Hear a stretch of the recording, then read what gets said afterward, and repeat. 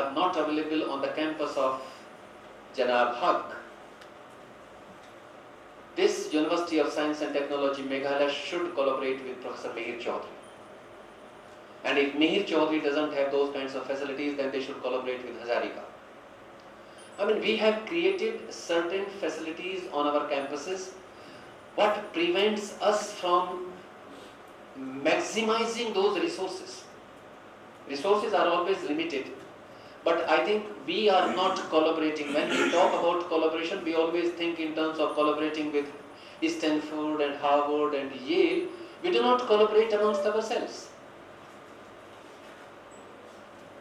In a research universities are very expensive institutions, and research universities are overwhelmingly public institutions, barring a few which are accessing enormous amount of research grants from the federal government in the United States of America or in other parts of the world.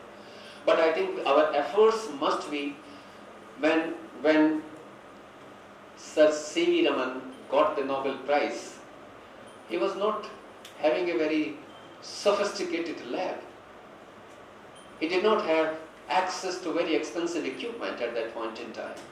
So it requires commitment and passion of the highest order. Now,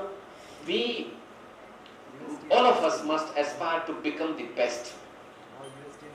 And how can we become the best? Now the question arises, now Haq Sahib is also aspiring to become the best university. But the question which comes to everybody's mind is, when do we realize that we have arrived? And therefore, we need to know that. Now we cannot become best unless improved academic excellence must become the goal of every single department. Every single department. Every single department must come up with its own vision. And then the Vice Chancellor should have the capacity to converse the departmental vision into the institutional vision. We can become the best when we when we set standards for the teachers, when we set standards for the Vice Chancellor, when we set standards for our students. Only then we can become the best. We can become the best only when we compete with the best in the world, and when we find that in certain competitions we are winning, in others we are neck to neck. Only then we can say that yes, we have become the best. We can become the best only when we develop a greater entrepreneurial sense in our students. Everyone should not look up for the government jobs. We can become the best only when the society develops the correct perception of our capability. And when we start saying that yes, this is the place where you should go and get the admission. So we should become go for it place.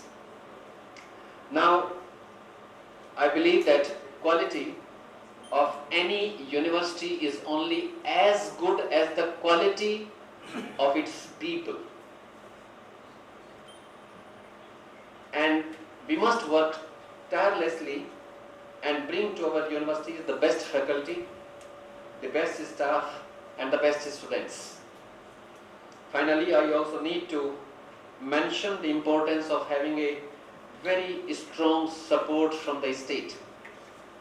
Chancellor Sir is facing a problem here, and therefore we should never ever undermine the importance of the state. The state is a very, very vital instrument in the entire scheme of things, and therefore we should develop the capacity amongst ourselves to have the best of the relationship with the state.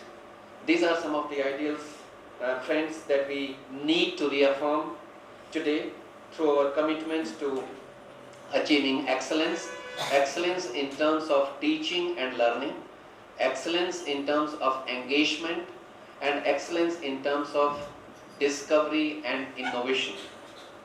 And that is what is expected of us. Finally, I would like to share with you that the future lies, as I had said earlier, in inclusive education. Future lies in quality education. Future lies in fitness. And future lies in creativity. And creativity, though, is an innate ability, but it can also surface through three things. It can surface through inner stirrings. It can also surface through passion. A young boy, a graduate from Aligarh Muslim University, has set up such an outstanding campus on the top of this hill. So creativity can also surface through passion, and creativity can also surface through inspiration. And we have a large number of leaders in this country who have laid the greatest foundation for our country and from whom we can derive a lot of inspiration. My dear friends, there is no escape, since all of us have entered into this field and we have on our shoulders the responsibility of empowering the youth, and that empowerment can come only through education. And let me tell you that we have that responsibility because their prosperity of our children would be our real strength. Their contentment would be our security. If you prepare the workforce which is contented, they will not pick up the guns and they will not shoot you. And we have and their gratitude would be our real reward. With these few observations, I think I would like to close. But before I do that, I would like to express my sincere thanks and gratitude to the Honorable Chancellor, to the respected Vice Chancellor, and to all my fellow colleagues who have assembled here in such a large number. And I hope that you will continue to meet, you will continue to share your experiences, and you will continue to support each other for the greater good of this region in particular and for Bharat as a whole. Thank you very much.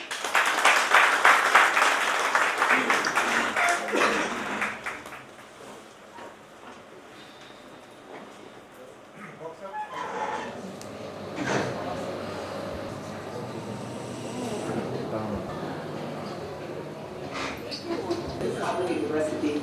We would like to request Shrimati Hoxha, Honorable Chancellor, USTM, Principals of different colleges and commission, Assam Science Technology University, different Vice Chancellor of the educational institutions for the greater good of the society. And here we have Professor Ved Prakash, the Chancellor Hawk, and my esteemed colleagues. It is a task given to me to conduct the